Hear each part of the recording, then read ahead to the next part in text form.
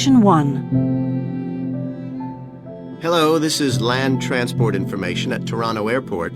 How may I help you? Oh, good morning. I'm flying to Toronto Airport next week and I need to get to a town called, Milton. Could you tell me how I can get there? Milton, did you say? Let me see. I think that's about 150 miles southwest of here. In fact, it's 147 miles to be exact. So it'll take you at least, say, 3 to 4 hours by road. Wow, is it as far as that? Yes, I'm afraid so. But you have a number of options to get you there, and you can always rent a car right here at the airport, of course. Right, well, I don't really want to drive myself, so I'd like more information about public transport. Okay. In that case, the quickest and most comfortable is a cab. And of course, there are always plenty available, but it'll cost you. You can also take a Greyhound bus, or there's an airport shuttle service to Milton. I think for that kind of distance, a cab would be way beyond my budget. But the bus sounds okay. Can you tell me how much that would cost? Sure. Let's see, that would be $15 one way, or $27.50 return. That's on the Greyhound. Ah, that's quite cheap. Great. Well, whereabouts does it stop in Milton? It goes directly from the airport here to the city center, and it's pretty fast. But you have to bear in mind that there is only one departure a day, so it depends what time your flight gets in. Oh, of course. Hang on. Oh, we're due to get there at 11:30 a.m. Too bad. The bus leaves at 3:45. So you would have quite a wait, more than 4 hours. Oh, I see.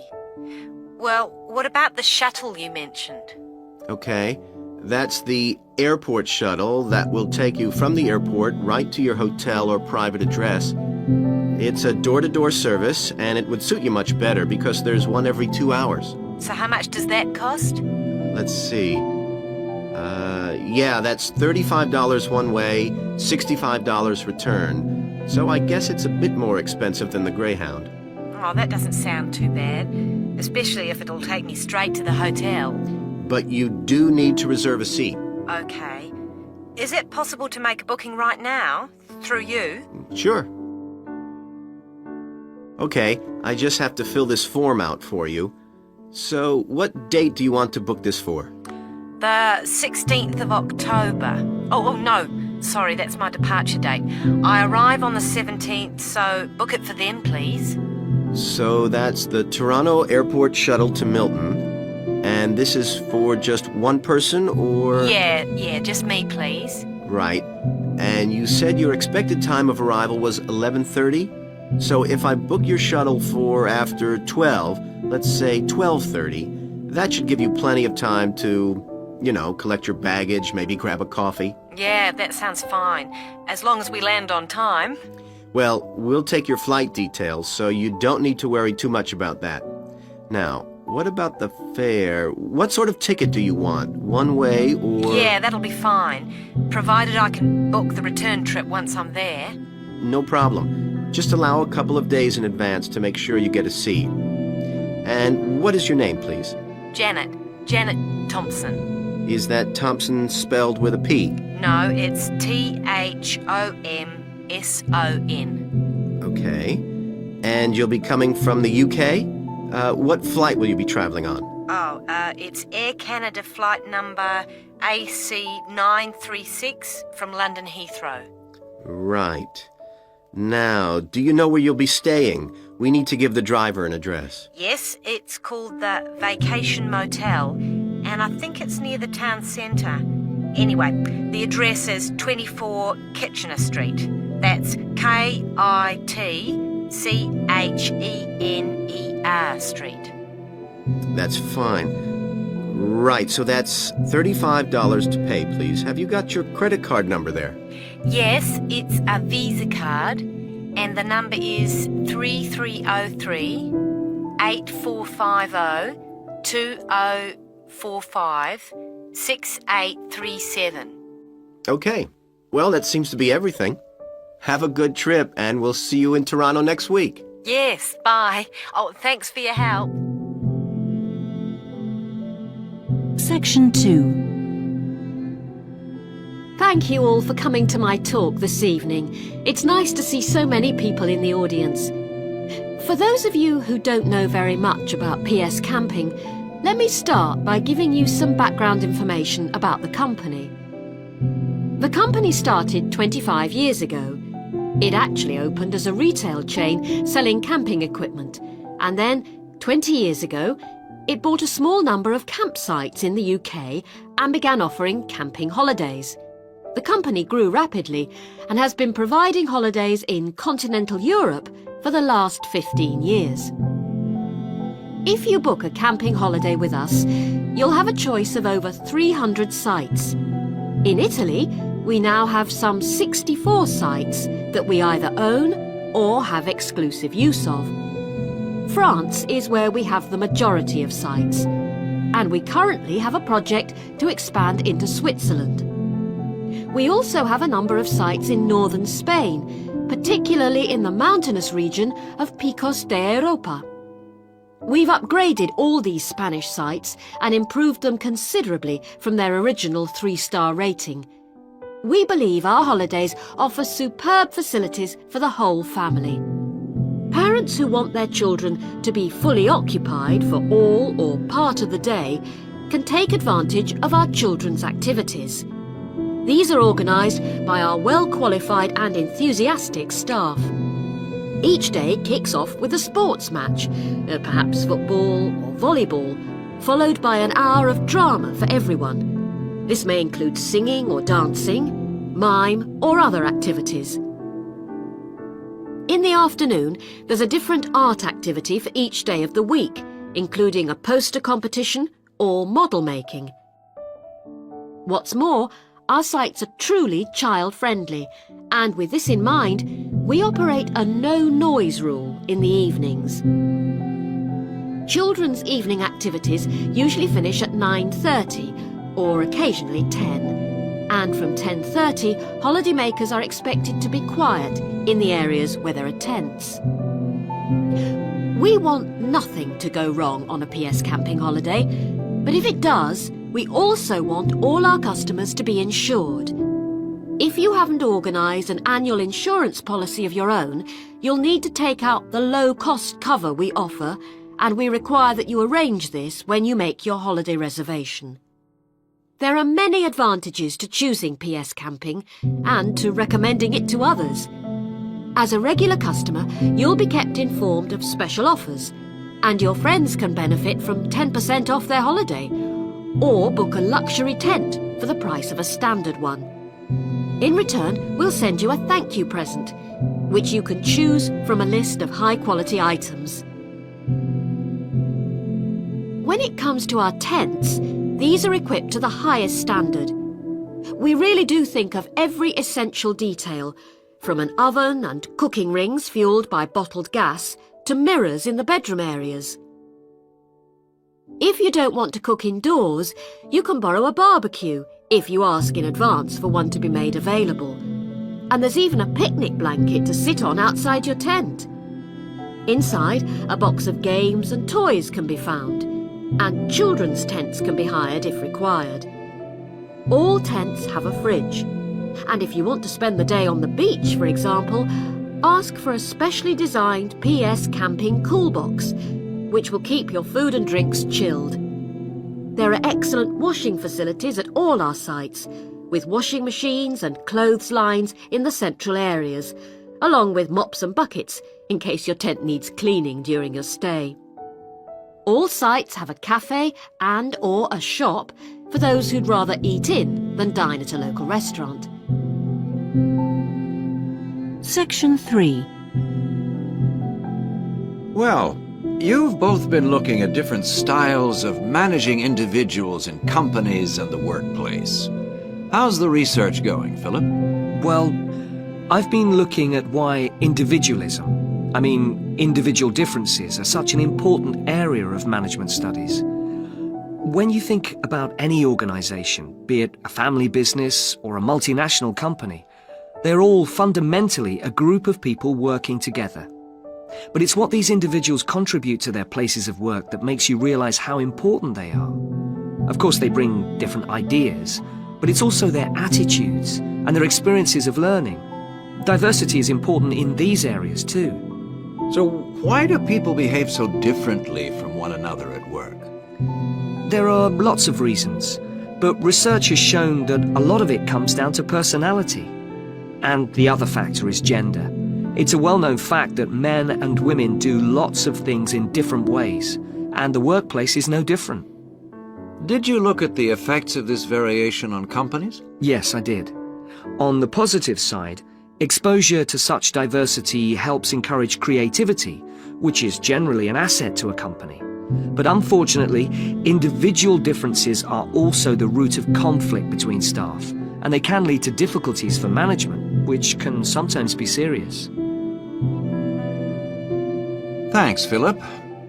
So now I guess the two main things to remember here are to identify individual talent and then to utilize it. So Janice, you were looking at identifying different talents in workers. Do you think this is easy for managers to do? Well, currently, teamwork is in fashion in the workplace. And in my opinion, the importance of the individual is generally neglected. What managers should be targeting is those employees who can take the lead in a situation and are not afraid to accept the idea of responsibility. That's true, Janice, but unfortunately many managers think the entire notion of encouraging individuality amongst their staff is far too hard. Yes, that may be true, but I think one of the most important tasks of managers is to consider the needs of the individual on one hand, and group cooperation and conformity on the other. It requires creative thinking on the part of management to avoid tension. So, Janice, what kind of people do you think companies should be looking for? Well, it has to start from the very beginning, when companies are looking for new employees. When the personnel department is choosing between applicants, they need to look for someone who's broken the mold and can think for themselves. Instead, people making these decisions often use a range of psychological tests to see if a person is a problem solver or will do as they're told. I'm not convinced these qualities are actually the most important. So do you think being a good team player is overrated? No, it's not overrated. You do need to learn the rules and learn them fast. No individual can get around this if you're working in an organization. So how should managers deal with this? Rewards. When an individual demonstrates the behavior the organization expects, some kind of incentive can be given. What's important here is that this happens right at the beginning, so new recruits learn the rules of the system immediately. Also, the incentive should be something the individual actually wants, and this isn't always just money. Come back to you, Philip. You were saying that recognition of good performers is essential. Now, what else should managers be looking for? Well, managing people means you not only have an understanding of your employees, but you also recognize the culture of the organization. In fact, for some organizations, creativity and individuality may be the last thing they want to see during working hours. Very true. Yes, but managing people isn't as easy as it looks. For example, change in the workplace can be quite tricky, especially if there's a need to increase profit. And at times like these, managers may have to give priority to profit rather than individual staff needs. Yes, and that creates difficult situations for people. Yes, but what's important is that managers are able to deal with quite high levels of personal stress. During times of change, they should be thinking not only about the strain on their staff, but take time out to think of themselves. Absolutely. So, what are the implications of that? Section 4. Good afternoon, everyone. This is the first seminar in preparation for our archaeological fieldwork in Namibia. We are fantastically lucky to have received partial research funding for this trip from our institute, so I shall expect 200% attention and participation from you all. First in this seminar, I'm going to give a brief introduction to contemporary research on rock art. And in the second part, I'm going to give you some do's and don'ts for our fieldwork trip in April, so please listen very carefully. I'm first going to focus on the interpretation of rock art in Namibia. We are very fortunate to be going to an area where you can find some of the most important sites in the entire world. And I hope to show you how easy it is for everyone to make mistakes in looking at cultures which are different from our own, the first and most important lesson we have to learn. In Namibia, there are both paintings and engravings. That's where the surface of the rock is cut out. Many of the engravings show footprints of animals, and most scholars used to think that the purpose of these was simple and obvious. This rock art was like a school book with pictures to teach children about tracks, which track belonged to which animal, giraffe, lion, and so on. But there were some mysteries. First, when you look at a typical Namibian painting or engraving, you see the tracks are repeated. There are dozens of tracks for the same animal. You'd expect just one clear illustration if the reason, the aim was to teach tracking. Now, there were two more problems. Why are some of the engravings of animals very accurate, as you'd expect, all clearly identifiable, and others quite unrealistic? And another mystery. Some of these unrealistic animals, that's in the engravings, seem to be half human. Some, for example, have got human faces. Many researchers now think that these were pictures the wise men engraved of themselves. They believed they could use magic to control the animals they had drawn, so the hunters could then catch them for food. This shows you some of the dangers of coming from one culture to another, as we'll be doing, without understanding it fully. Scholars imagined that children looked at rock art pictures to learn to track, just because they themselves had learnt skills from pictures. Many researchers now believe that rock art had a much more complex purpose, and we'll talk more about it next week.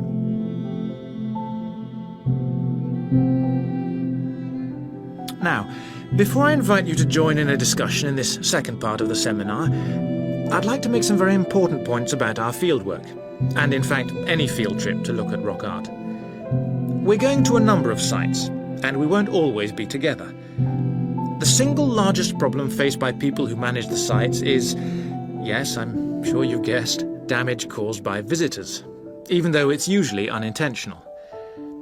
Whenever you do go to a site, don't forget you can learn many things from observing at a distance, instead of walking all over it.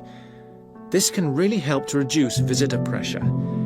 People often say, well, there's only two of us, and just this one time. But maybe thousands of people are saying the same thing. And then, some basic rules to guide you. We'll have our own camp near a village, but remember never to camp on a site if you go on your own. It may be disrespectful to the people of that culture, and certainly don't make fires, however romantic it may seem. It's really dangerous in dry areas, and you can easily burn priceless undiscovered material by doing so. So, how are we going to enjoy the rock art on our field trip? By looking at it, drawing it, and photographing it. Never by touching it or even tracing it. Rock art is fragile and precious. Remember that climbing on rocks and in caves can destroy in a moment what has lasted for centuries. So, no heroics in Namibia, please. Try to be extra careful and help others to be too. Oh, and lastly, please don't even move rocks or branches to take photographs. You should leave the site intact. I'm sure I can rely on you to do that. Well, that's about all I want to say before today's first discussion. But if you have any questions, please ask them now. Oh, and don't forget you'll find some fascinating information about worldwide sites on the internet. Right, first question then.